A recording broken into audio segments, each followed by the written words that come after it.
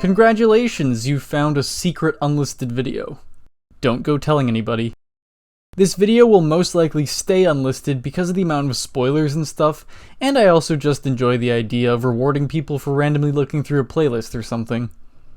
This video will contain pretty major spoilers for the anime/manga One Piece, and for the game Mother 3. If you haven't watched these episodes or read these chapters of One Piece, prepare to be spoiled. And I'm pretty much going to be spoiling the entirety of Mother 3. Both of these pieces of media are worth experiencing yourself for the first time, so I highly suggest clicking off this video. Now for content warnings. The topics I'm going to be discussing deal with some heavy themes, such as child abuse, neglect, death, self-mutilation, and suicide. If this makes you uncomfortable, please click away. With all that out of the way, let's begin. It seems like every time summer rolls around, I end up going on a nostalgia trip of some sort. Whether it's playing old video games or watching old episodes of AVGN, this time of year just seems perfect for this kind of thing. This summer, I decided to rewatch some old One Piece episodes. This was really the first anime I can remember myself being invested in, and I watched a ton of it around like 2013 to 2014. Now, I'm not insane, I never planned on watching all the old One Piece episodes, just the stuff they have on Netflix, and even then, I just chose to watch the parts that really stuck out to me. So naturally, I decided to watch the Arlong Park arc. If you're familiar with One Piece, you can see why. I feel like if you weren't already on board with the show, this part is what truly hooks you. Even watching this as a kid, I can remember being extremely emotionally invested in it. Even today, it still tugs on the old heartstrings, and parts of it are still enough to get me choked up. But when rewatching it now as an adult, I noticed that it had a lot of similarities to another piece of media that can consistently get me teary-eyed, Mother 3. As I said, I watched this part of One Piece around 2013, and I don't think I played Mother 3 until like 2015. The purpose of this video isn't to compare the two, but it's more so just to talk about common elements that were impactful to me. I guess the best place to start is just by listing the similarities between the two, and then go into detail for each one. While Nami isn't the main character of One Piece, she's still a main character. And this arc primarily focuses on her. In Mother 3, we'll be focusing on Klaus, the brother of the main character, Lucas, but their stories are very much interwoven. Anyway, for both Nami and the Mother 3 twins, their stories begin when they're very young. They each live on peaceful islands with a tight-knit community of villagers and such. Trouble starts one day when a group of invaders sets foot on the island, with the intent of using and extorting the inhabitants of the island. This results in the character's mother dying to protect their children. Of course, this sends the community into chaos, but what's even worse is that the villains both apprehend one of these children for their own gain. In Mother 3, the more outgoing Klaus ventures off into the mountains to avenge his mother's death. In One Piece, Nami is taken by Arlong because of her map-making abilities. Both of these characters spend years under the control of the person who killed their mother. Now, let's talk about the individual stories in more detail. In One Piece, the story up until this point is that the main character, Monkey D. Luffy, is gathering members for his pirate crew. It's a shonen anime, so of course there's a lot of fighting and action and good shit like that. Each member of the crew has their own backstory, each with varying degrees of sadness to them. Luffy had recruited Nami into his crew, who at this point was the member we knew the least about. During some commotion in the previous arc, she stole Luffy's ship and basically abandoned the crew, taking all their shit to Arlong Park. Now what is Arlong Park? To answer that, we gotta go back to the past.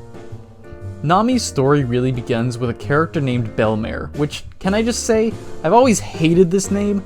I know a decent bit of French, and even when I watched this as a kid, I knew that Belle-Mère just means stepmother in French.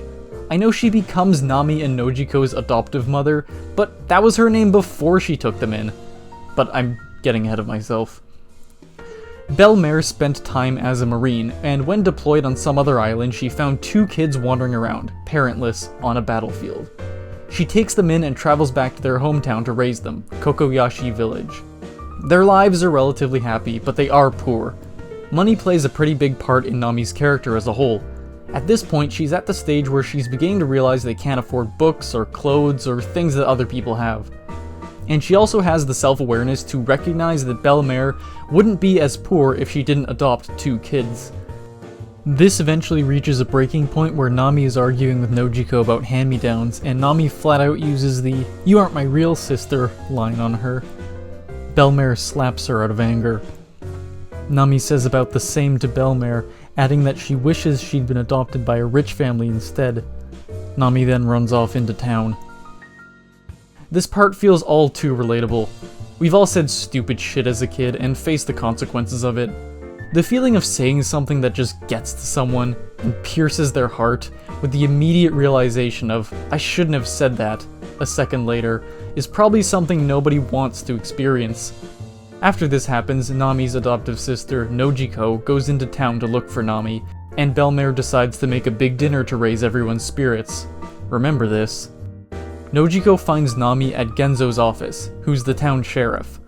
I want to say that Genzo is almost like a father figure to Nami and Nojiko, but I don't know if we really see enough of him to say that. Either way, he's an important part of their lives, and an important part of Kokoyashi Village.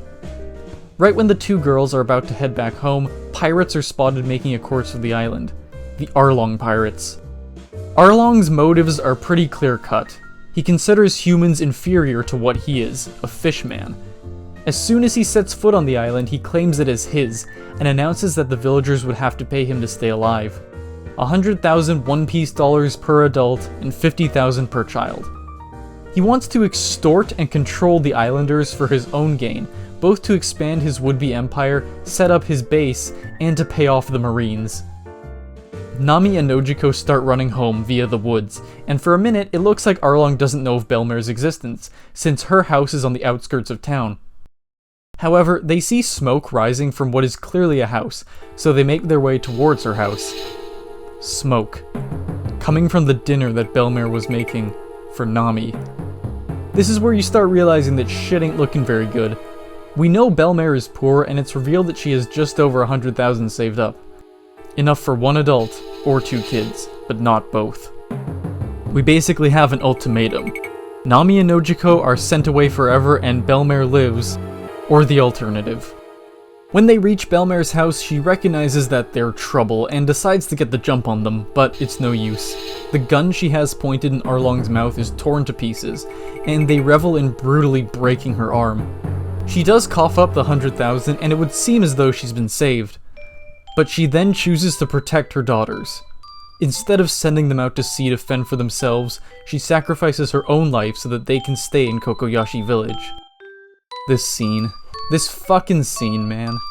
You know exactly what's unfolding, but you're hoping that there's some alternate outcome. But there isn't. No one in the village is able to retaliate against the fishmen, as Arlong points a gun up against Belle-Mère's chest. She says I love you to her children one last time, and he pulls the trigger. 大好き.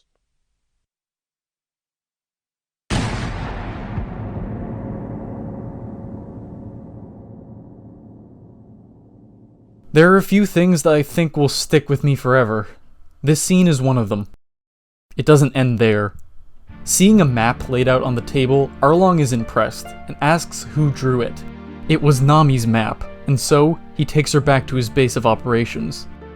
Nami pleads with Genzo to save her, but he's nearly sliced to pieces by one of Arlong's men, still saying he'd protect her. A little while later, the villagers are rallying themselves for a fight. They can't rest knowing the fishmen have one of their kids, and they're gonna get Nami back or die trying. Right as they're about to head out, Nami herself walks back into town. She has a handful of money and an Arlong tattoo. Enraged that Nami would join the pirates who killed her mother and terrorized the island, Genzo tells her to never set foot in the village again. Later, Nami reveals privately to Nojiko that Arlong made her a deal. If she could collect $100 million, $100 billion! he would let her buy Kokoyashi Village, freeing the villagers forever. She would also have to draw sea charts so that he could expand his fishman empire. Nami chooses not to tell the villagers, reasoning that if they knew, they'd try and fight back and get themselves killed. It's a lot to take in. In an extremely twisted way, Nami got what she asked for. She yelled in a fit of rage that she wanted to be adopted by someone richer than Belle-Mère, and she got it. And the only reason Belle-Mère's house was discovered was because of the dinner that was being prepared, because of that argument. It's hard to imagine the amount of guilt one would feel in that situation. Kids say stupid things all the time. Mean, hurtful, stupid things that they don't really mean because they don't know any better. And in all honesty, the fishmen would have found their house sooner or later when fully patrolling the island. I don't know if it was inevitable, but I can't see it ending very well either way. I guess the feeling of never being able to take back something you said is more relevant to the average person. I always have a thought in the back of my head whenever I talk to someone that this might be the last time I ever talk to them. They could die in a car crash or have some sort of freak accident. I would like to say that in the real world we don't have fishmen invading islands and shit, but there are war stories out there that are all too similar to this. This is getting a bit too real, isn't it? Well, out of the two stories we're looking at today, this one ends up being the less tragic one. 8 years later, as an adult, Nami has accumulated $93 million by lying, cheating, and stealing from pirates across the East Blue. Along the way, she obviously runs into Luffy and the gang, and genuinely enjoys her time with them. When they eventually follow Nami to Arlong's turf, she wants nothing to do with them, but abstains from actually killing them. It's pretty clear that she doesn't want them interfering with her near-complete goal, and that she doesn't want them to be harmed by Arlong. Shit really starts to hit the fan when the Marines start looking for the money Nami saved up. They're pretty unashamed about being in Arlong's pocket, and that he was the one who tipped them off to the location of the money, and the amount. When confronted about this, Arlong facetiously said he's never violated their agreement, and Nami would just have to start all over again. Don't forget, you're here forever. The villagers are informed of this, and they're angry, ready to storm Arlong Park one last time. Nami attempts to stop them, knowing that they'd be marching to their deaths, but it's no use. They're not gonna put another 8 years of pressure on Nami, and they're gonna fight for their freedom. They then leave Nami in the town square. This is another extremely heavy-hitting scene. Nami just sits there for a moment, realizing that everyone she tried to protect is walking straight into a bloodbath. Knife in hand, she starts viciously stabbing at her Arlong tattoo. The voice acting in this scene is fucking gut-wrenching. You can just feel the absolute pain and rage this character is going through.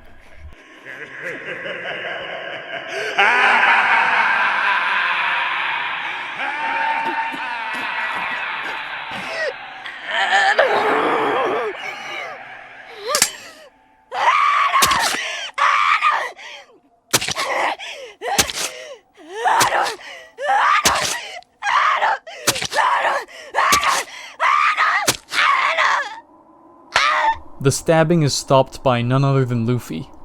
It's kind of interesting to note that Luffy doesn't know what's going on here.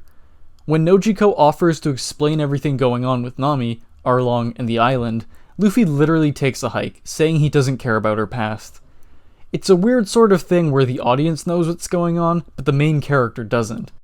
I guess by literal definition you could say that this is dramatic irony, but regardless of if he knew what was going on, the outcome would have been the same. Initially, Nami tells Luffy to get off the island, as she did with the rest of the crew, but finally she asks for help. It's a significant thing. For almost half her life, she didn't ask for help, in fear of endangering others or getting them caught in the crossfire. And this is where the happy ending starts to form.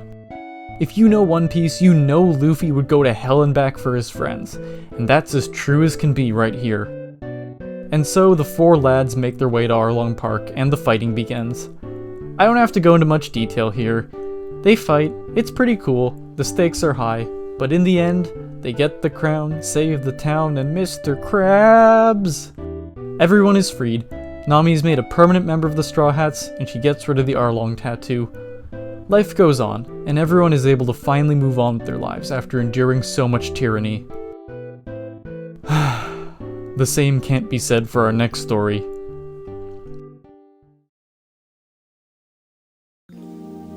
Again, let's start at the beginning.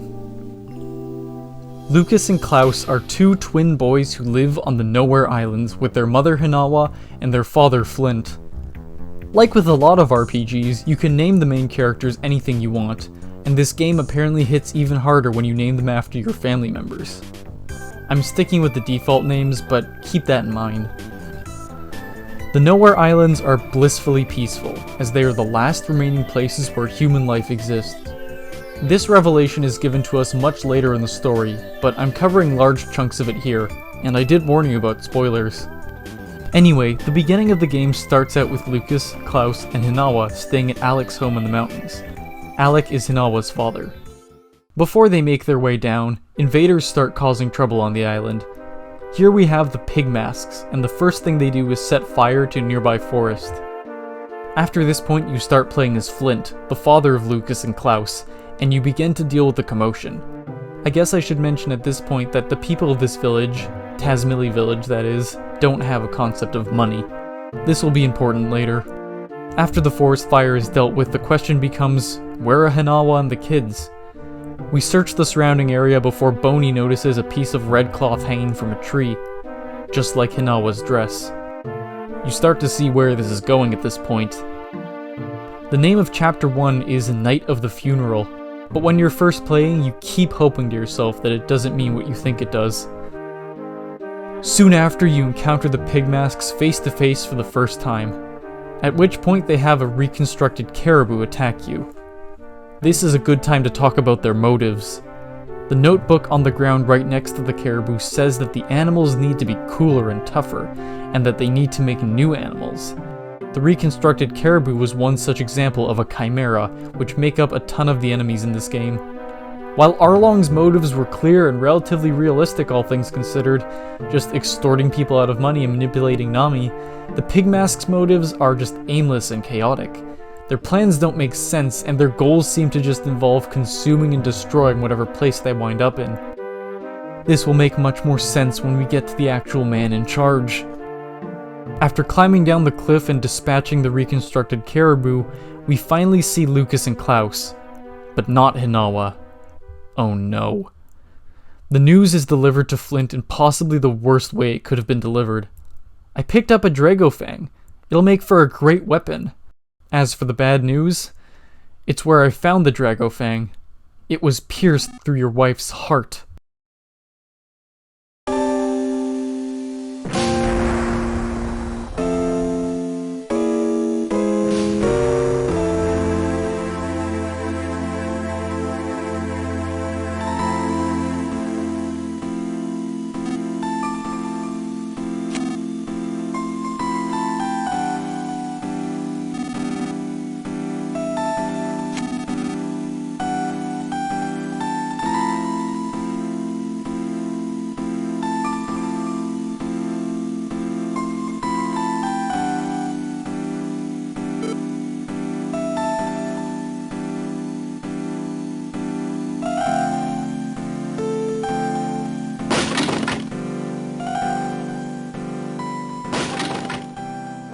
Once again, there's a lot to unpack in this scene. Flint lashes out the villagers while Lucas and Klaus watch, and the music is like a knife going through your chest. Already you can begin to see the similarities to the One Piece thing I talked about. Just like Nami and Nojiko, Lucas and Klaus had to watch their mother die to save their lives. The only difference here is that the audience doesn't get to see this. It's hard to say which death is more impactful, but I don't think we necessarily need to compare. A mother giving her life to protect her two children is tragic no matter what.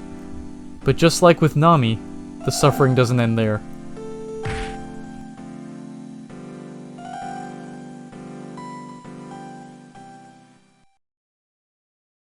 After Flint's outburst, he's knocked out cold and put in the town jail. Flint is actually the first resident of this jail cell since the village was just that peaceful before.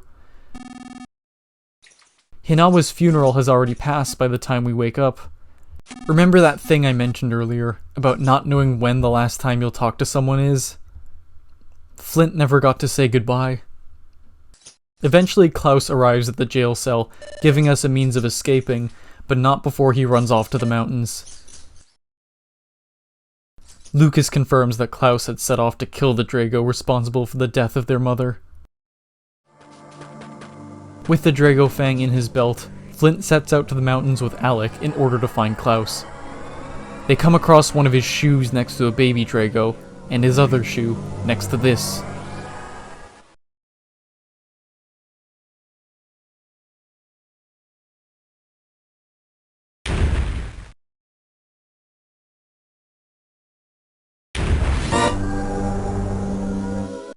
This is why a normally friendly beast would kill Hinawa.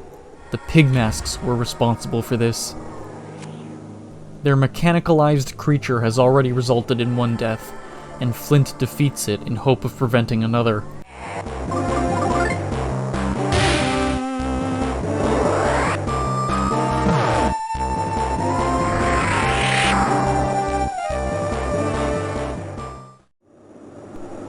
But it's too late. Klaus is nowhere to be found.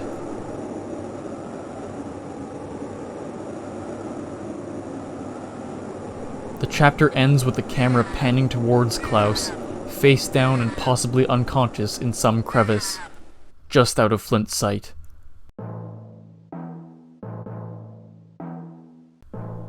At this point, I'm going to bypass most of Mother 3's main story and focus on the parts relevant to Klaus and his family. After Klaus goes missing in the mountains, Flint continues to search for him for 3 years. Lucas essentially grows up with a father who's barely home, looking for a son he'll never find. We don't know it until much later, but Klaus himself would meet the same fate as the Mecha Drago, or the reconstructed Caribou. Infused with cold metal and a reprogrammable mind, he becomes the Masked Man, the Pigmask's finest soldier. Hinawa and Belmare both died carrying out their duty, above all else, of protecting their children from harm's way. But unbeknownst to them, their red-haired child would become victim to those responsible for their death, both of which have a skill vital to the murderer's goals. For Arlong, he needed Nami's ability to draw accurate sea charts, something fishmen just couldn't do. Klaus has the ability to pull needles. I'll explain what this means. Lucas and Klaus's homes are on the Nowhere Islands, a land situated on top of a giant dragon. Magical and immortal beings called Magypsies placed 7 needles in the dragon's back to keep it from waking. The giant dragon sleeping under these islands will destroy and reshape the world when awoken. How the world is reshaped depends on the heart of the person who pulls the needles. A good-hearted person pulling the needles will result in a world where evil is washed away, and the world could be ravaged if a wicked person were to pull them.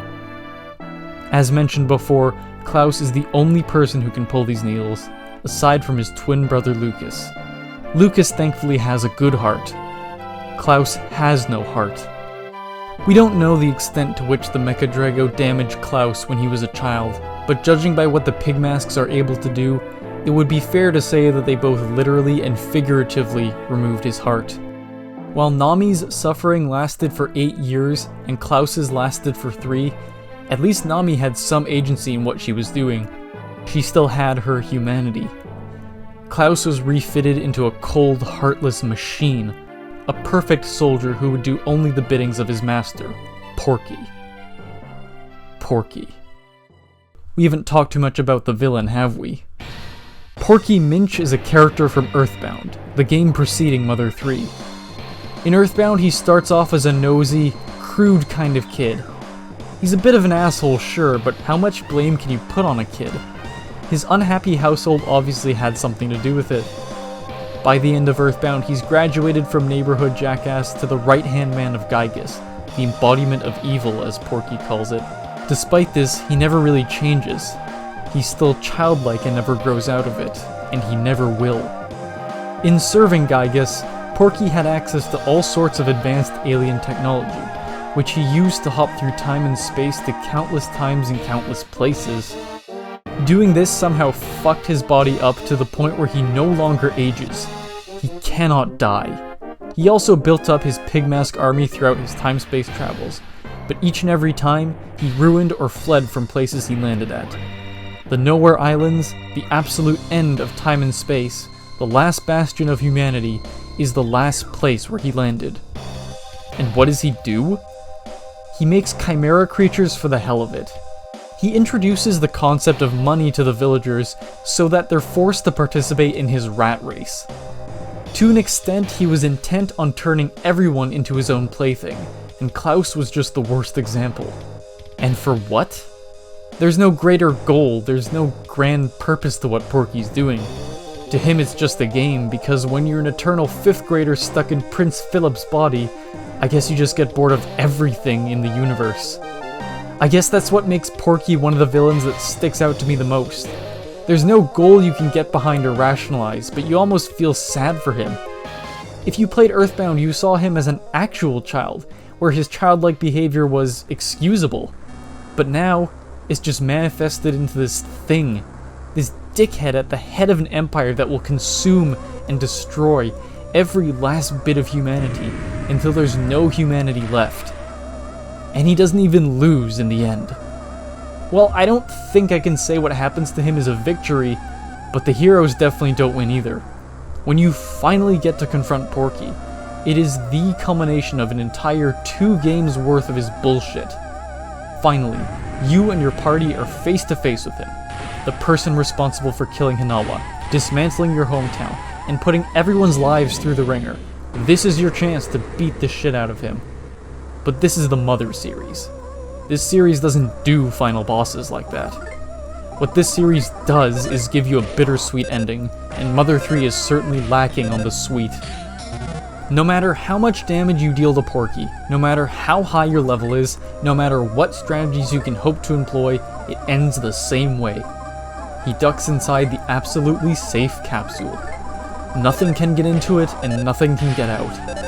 I know it looks like just a metal ball, but this guy has time-traveling alien technology. I don't doubt for a second that this thing is actually impenetrable. The battle is, by definition, over. No EXP, no fanfares. You cannot defeat Porky, and he's trapped in a solitary confinement ball for the rest of his life. And his life will never end. He's immortal. Nothing about the situation is good. It's hopeless. But things don't stop there. The suffering continues.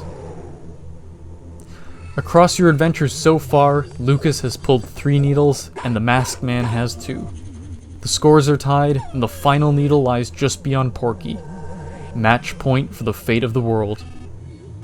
Before confronting the Masked Man, you find your father, Flint, finally realizing that it's his long-lost son he's been searching for the last 3 years. Your party confronts him, but everyone but Lucas is struck down by a blast of lightning, a technique that the Masked Man has used before. But Lucas has a Franklin badge equipped, an item from all 3 Mother games which has the sole purpose of deflecting lightning. This is the true final battle, and it's on a whole nother level of dramatic tension. I remember once reading a comment that said something to the effect of, Earthbound's final boss is scary because you don't know what you're fighting. Mother 3's final boss is terrifying because you know exactly who you're fighting. That thing standing across from you, the person who looks to be more machine than man, is your twin brother, your own flesh and blood, family. Try as you might, in the first part of this battle, Lucas will not attack. The only goal is to stay alive.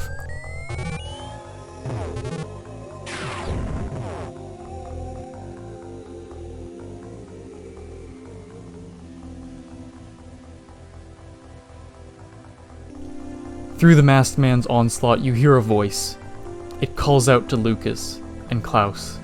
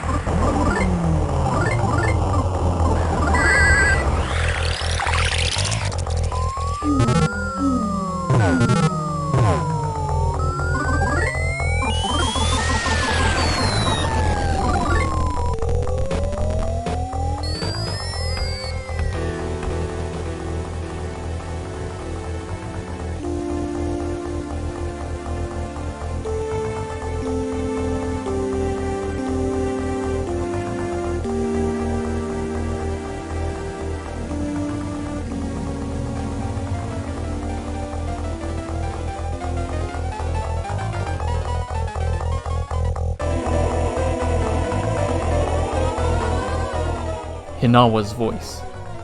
It fails to reach the masked man. I remember hearing another quote that said something like, "We want our children to exceed us in every way." It's safe to say that that's not what's going on here. With all the Magypsies gone, and Kumatora down for the count, Lucas and Klaus are the last two most powerful PSI users still standing, and they're locked in a fight to the death. No parent would want this, but especially not one who gave her life to protect these two boys. Lucas holds out strong until his father finally shows up. Their father. As the masked man prepares to hit Lucas with PK Love Omega, his most powerful attack, Flint jumps between his two sons, shielding Lucas from the blast. The whole family's back together. For the first time since the day of the funeral, Flint sees the boy he's been searching for. He speaks to his son. "Klaus, please remember, I've been looking for you for so long." But just like Hinawa's pleas, they don't get through to the masked man. In retaliation, he fires another PK Love Omega straight at Flint. He couldn't stand up. It's at this point of the battle where Lucas can actually deal damage against the masked man. Lucas has spent the last 3 years of his life seeing the only family member he had left endlessly search for you, and this is how you repay him? You, the player, have the choice of whether or not you want to actually attack the masked man, but either way, the momentary rage Lucas must have felt in this moment would have existed, and it no doubt would have been felt by Hinawa. I think there's something tragically beautiful about a mother's spirit not moving on until she knows her boys are safe. That the love you have for someone can persist not only throughout a lifetime, but in death as well.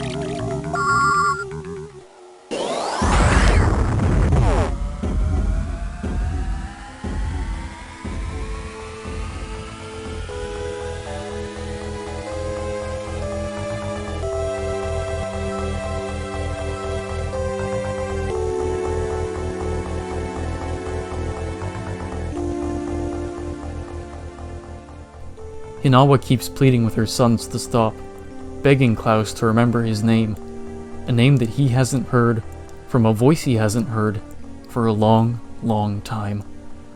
After what feels like an eternity, the screen fades to white.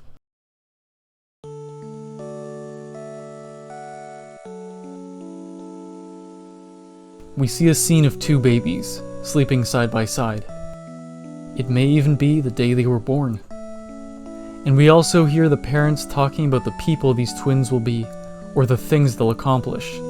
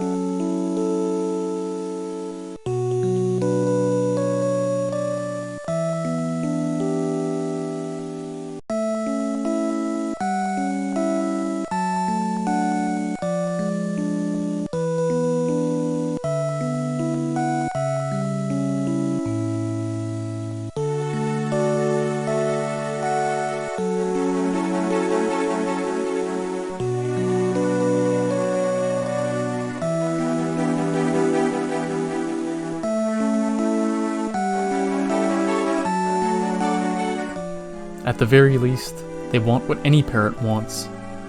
Make us proud.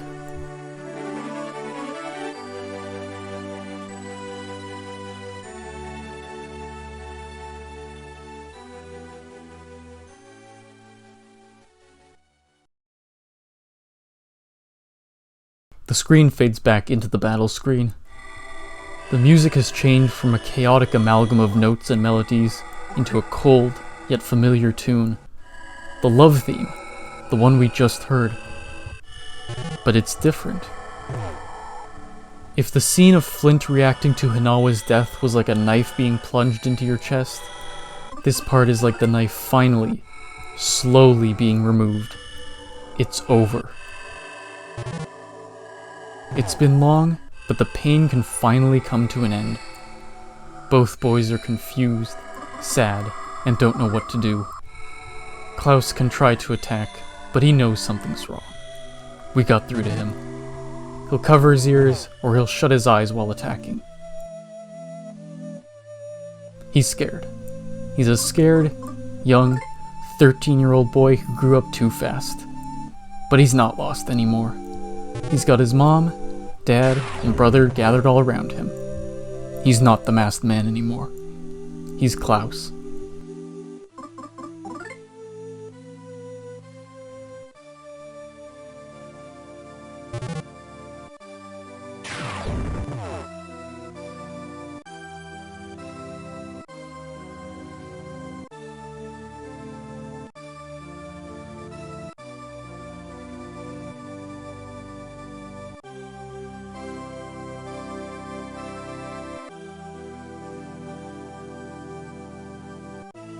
This is another scene that will stay with me for the rest of my life. Hinawa's final plea. Come to your mother. You must be so exhausted. Come here, Klaus.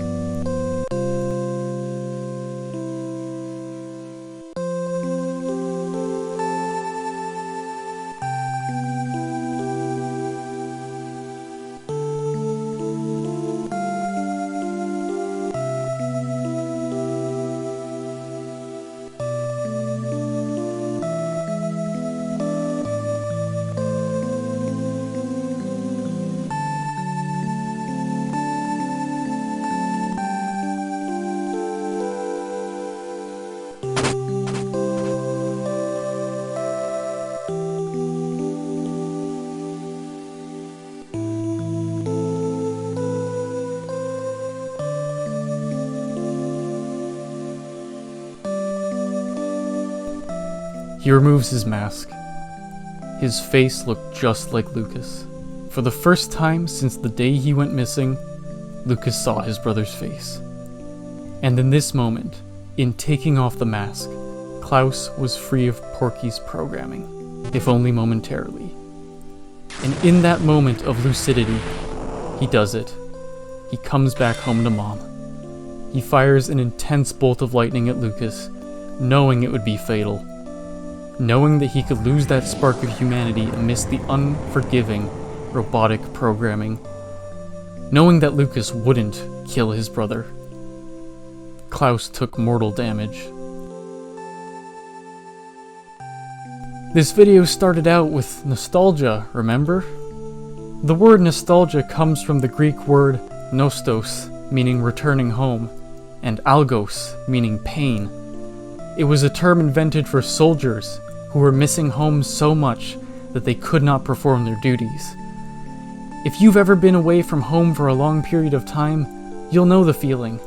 And you may also know that smell is tied so greatly to your memory of people and places. Klaus was Porky's soldier, but now he's home. He staggers towards Lucas, and Lucas remembers his smell. It's a line that sounds strange when you first hear it, but it's so human. The Mother series is exceptional at feeling human.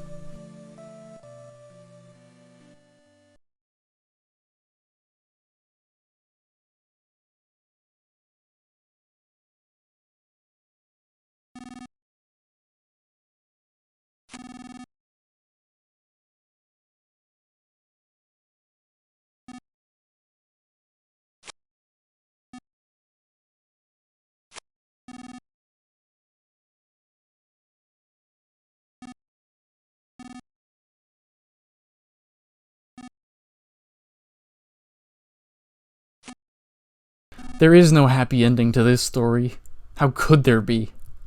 Klaus dies in Lucas's arms, with his father standing by and his mother waiting for him in the afterlife.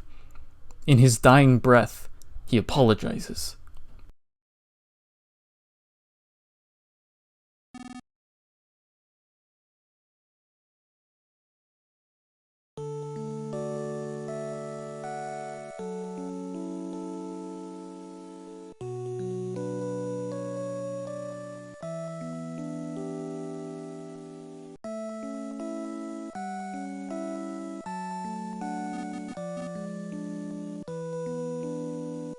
Klaus was just hasty, that's all. You'll forgive your hasty brother, won't you? The only thing left to do is pull the final needle, and Lucas is the only one left who can do it.